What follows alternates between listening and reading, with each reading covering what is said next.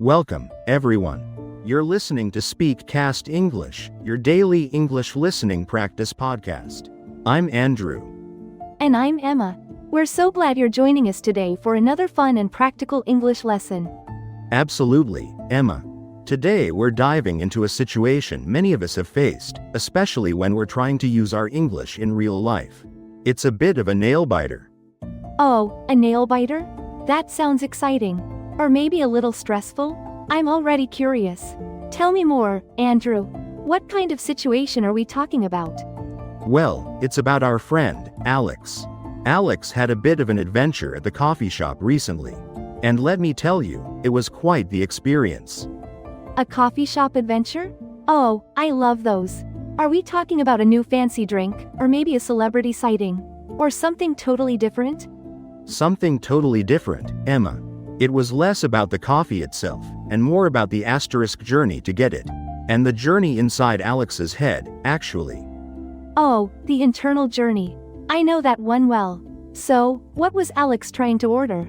Was it a super complicated drink? You bet it was. Alex wasn't just going for a simple black coffee. Oh no, Alex had a very specific, very carefully planned coffee order in mind. Ah, a complex order. I know that feeling. Sometimes I spend ages looking at the menu, trying to decide, and then I get to the front and just less than break time equals 500 milliseconds, greater than panic. Exactly that feeling. Alex wanted an iced oat milk latte, with an extra shot of espresso, a pump of vanilla syrup, and, this is important, less ice. Wow, that's a lot to remember. I'm already trying to repeat it in my head. Iced oat milk latte, extra shot, vanilla, less ice. Phew. Right? So, Alex had this order perfectly rehearsed. It was a busy morning, a bit of a rush, and Alex really needed that perfect coffee to start the day. I can totally relate. Sometimes that first coffee is like a little reward for just getting out of bed. Scene. Cafe. So, Alex walked into the bustling cafe. The aroma of fresh coffee hit them immediately. It was packed, Emma. People everywhere, the sound of the espresso machine hissing, music playing a little too loudly. Oh, I can picture it perfectly. Lots of people, maybe loud music, the clatter of cups. That's already a bit overwhelming, even before you open your mouth to speak. Precisely. Alex saw the long line, but felt determined. I've got this, Alex thought. I know my order. Good for Alex. Confidence is key, right? It is. Alex waited patiently, rehearsing the order one last time in their head. Iced oat milk latte, extra shot, vanilla, less ice. It sounded so smooth. And then? The moment of truth arrived, I assume? Alex got to the front of the line? That's right. Alex finally got to the front. The barista, a young woman with a friendly smile, looked up and said, "Hi there. What can I get for you today?" Oh, my heart is already beating for Alex. This is the moment. All that preparation, all that confidence less than break time equals 500 milliseconds, greater than. Alex opened their mouth, ready to deliver the perfectly crafted order. The words were right there, on the tip of their tongue. But, what happened? Did the barista look impatient? Did Alex suddenly forget the English word for oat milk? No, not exactly. Alex suddenly felt a rush of nerves. A wave of anxiety just washed over them. Oh, no. Like, butterflies in their stomach? That horrible sinking feeling when you know what you want to say, but it just won't come out. Precisely, Emma. Alex had butterflies in their stomach. Their mind just went completely blank. Like someone had just erased the whiteboard in their brain. Oh, no. I know that feeling. You just less than break time equals 500 milliseconds, greater than you can't think of the words. It's like your brain just freezes. It's the worst. Exactly. Alex tried to speak, but only mumbled a little. Just a sort of, less than break time equals 500 milliseconds, greater than less than break time equals 500 milliseconds, greater than, sound came out. Oh, that's so awkward. I'm cringing just imagining it. And the barista is probably waiting, right? She was. The barista leaned in, politely saying, "Sorry, I didn't quite catch that. Could you repeat your order, please? Oh, the dreaded, can you repeat that question? That's like pouring gasoline on the fire of anxiety. It really is. Alex felt even more pressure. They could feel the eyes of the people in line behind them. The line was getting longer, and Alex just wanted to disappear. Oh, the stress. I've been there, feeling like everyone is judging you. What did Alex do? Did they try to remember the order again?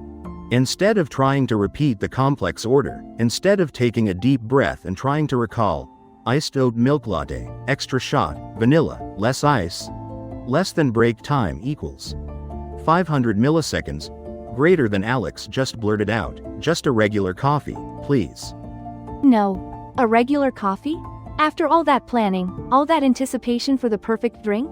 Oh, Alex. My heart is breaking for them. Yes. Alex decided to play it safe. Just get out of the situation as quickly as possible. Oh, play it safe. I understand that. It's like your brain just goes into survival mode. Escape the embarrassment. Exactly. The barista nodded, typed it in, and Alex paid, still feeling a bit dazed. And then Alex got less than break time equals 500 milliseconds greater than a plain black coffee? The complete opposite of what they wanted. That's right. A plain black coffee. Not the refreshing, sweet, creamy iced oat milk latte with that extra kick. Just less than break time equals 500 milliseconds greater than black coffee. Oh, Alex must have been so disappointed. And probably a little angry at themselves, too. I know I would be. Very. Alex walked away from the counter, feeling a mix of embarrassment, regret, and a huge wave of disappointment. They found a small table, sat down, and just stared at the cup. I totally get that. I've done something similar before, not at a coffee shop, but in a different situation where I just froze and said the easiest thing. It's a horrible feeling. Many of us have, Emma. It's a common experience for language learners, especially when you're put on the spot. The pressure can be immense. So, what's the takeaway here, Andrew? Alex played it safe, which is understandable. But was it the asterisk best choice? That's a fantastic question. Alex played it safe, which is a natural human reaction to stress. But maybe there's a better way to recover from that moment of panic. Or to prevent it from happening in the first place? Or at least to handle it better when it does happen? Exactly. It's about building confidence and learning how to gracefully recover when things don't go according to plan. Because let's be honest, they often don't. Gracefully recover. That's a good phrase. It sounds much better than panic and run away, which is usually my strategy. Chuckles. Well, we're aiming for something a little more effective than that. We'll talk about that more. So, Alex just drank the black coffee? Didn't say anything to the barista? Didn't try to fix it? No, Alex just accepted it. Drank the black coffee, which they didn't really enjoy, and left the cafe feeling a bit defeated. I wonder if that was the best choice. I mean, it's just coffee, but it feels like a bigger deal when you're trying to practice your English. That's a great point, Emma. Sometimes, it's okay to make a small correction. It's part of communicating effectively. But how do you do it without feeling rude? Or without causing a big scene, especially when you're already feeling embarrassed? That's the art of gracefully recovering. It's not about being demanding or making a fuss. It's about being polite, clear, and confident, even if you don't feel it inside. Okay, I'm ready to learn. This happens to me all the time, not just with coffee, but with directions, or even just trying to explain something complicated. Perfect. Let's break down some of the phrases we heard in Alex's story, and then we'll talk about how Alex could have handled it. Yes, please. I need all the tools I can get. First, we heard that Alex's mind went completely blank. Yes, like they couldn't remember anything, even though they knew it perfectly a moment before. That's right. The phrase is, to draw a blank. Draw a blank. Can you explain that a little more, Andrew? What does draw have to do with it? Sure. When you draw a blank, it means you can't remember something, or your mind suddenly becomes empty, like a blank piece of paper. You're trying to recall information, but nothing comes to you. Ah, so it's like your memory just fails you for a moment. Like when you forget a word you know very well, right in the middle of a sentence? Precisely. It's often used when you're under pressure, or when you're trying to remember something specific, like a name or a fact. Oh, I definitely draw a blank sometimes in English, especially when I'm speaking quickly or if someone asks me a direct question I wasn't expecting. It's so frustrating. It's very common, Emma. For example, I tried to remember her name at the party, but I just drew a blank. Or, the teacher asked me the answer, and I knew it, but I totally drew a blank. Ah, I see. So it's about a temporary memory failure. It's not that you don't know it, it's just that you can't access it at that moment. Exactly. A common mistake for Vietnamese learners might be to say, "My mind is empty," too literally. While understandable, "draw a blank" is the natural, idiomatic way to express it in English. Ah, so, draw a blank, is much more natural and common. I'll definitely try to use that. It's a very useful expression. Okay, I'll try to remember that. Draw a blank. Let's try saying it. Repeat after me. I drew a blank. I drew a blank. Good. Now, the second phrase from Alex's story. Alex decided to play it safe. Yes, by ordering a regular coffee instead of the complicated one, even though it wasn't what they wanted. Right. So, to play it safe means to choose the option that involves the least risk or danger. It's about avoiding potential problems or embarrassment. Exactly. It's about not taking a chance, choosing the familiar, the easy, or the less challenging path. Like, if you're not sure how to pronounce a new dish on a menu, you just choose something you already know how to say. Perfect example. Or, the weather looked bad, so we decided to play it safe and stay home instead of going to the beach. That makes sense. I often play it safe when ordering food in a new restaurant, just sticking to things I know I'll like, even if I want to be adventurous. A very good example.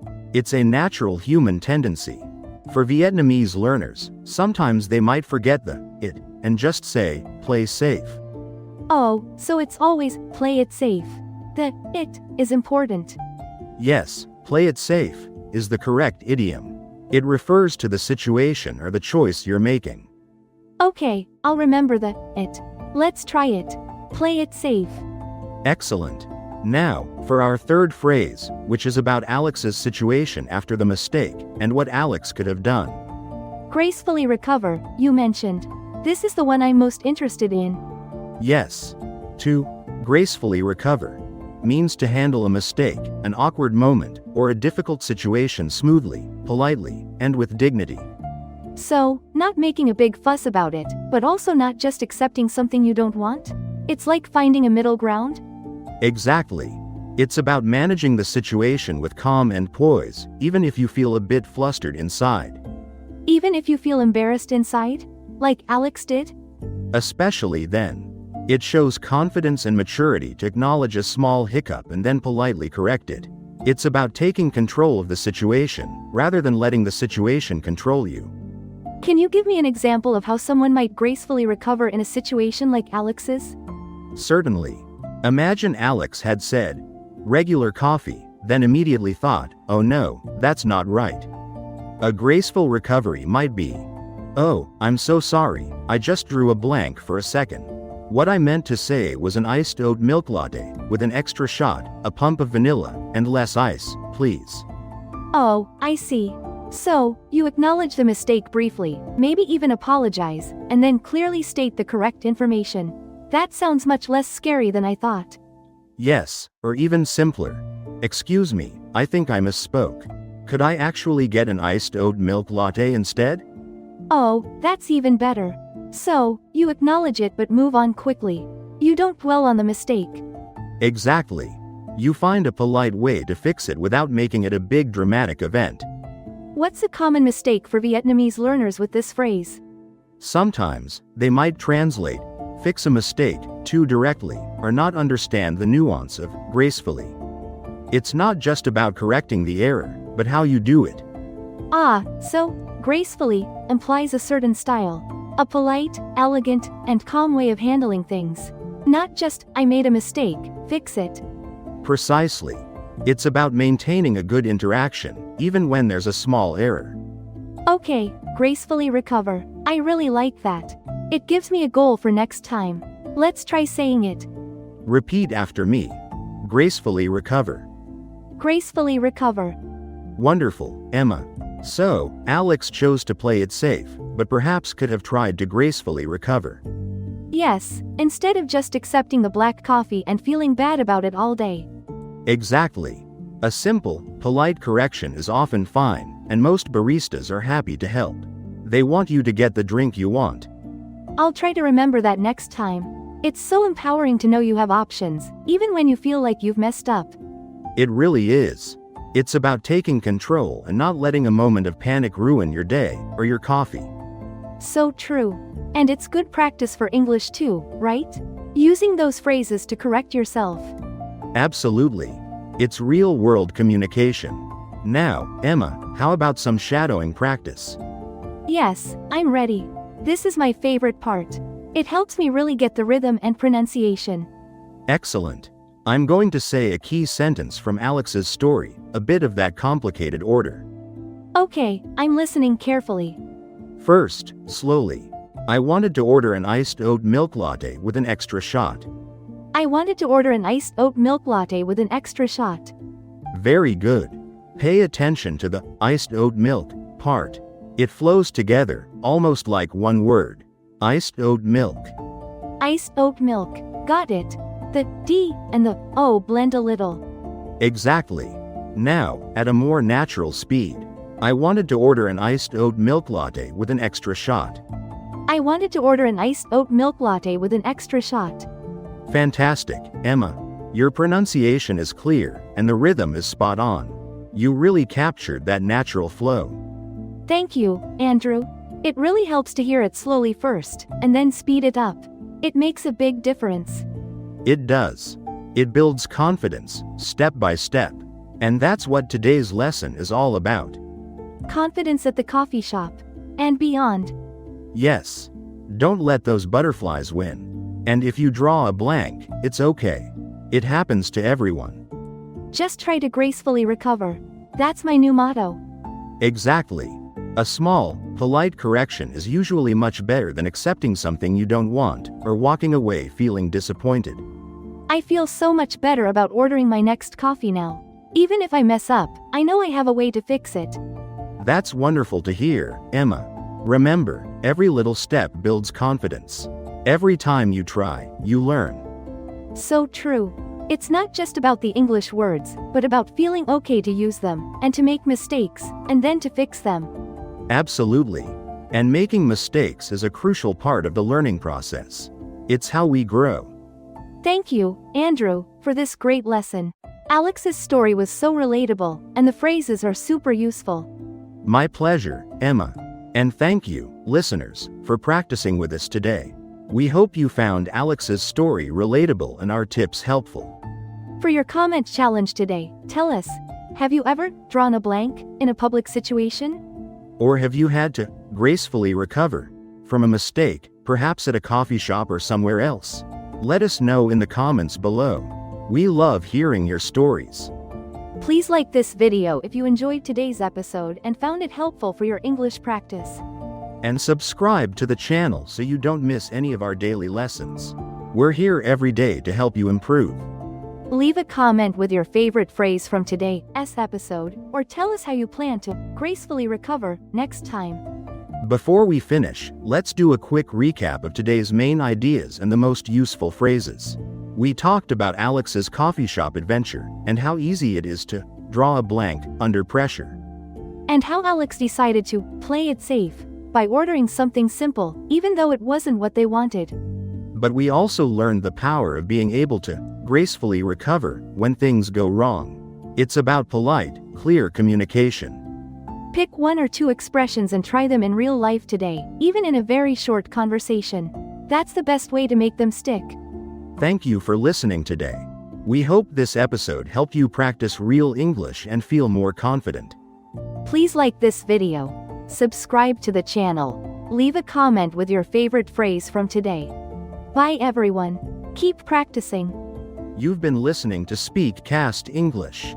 Thanks for practicing with us, and see you next time on SpeakCast English.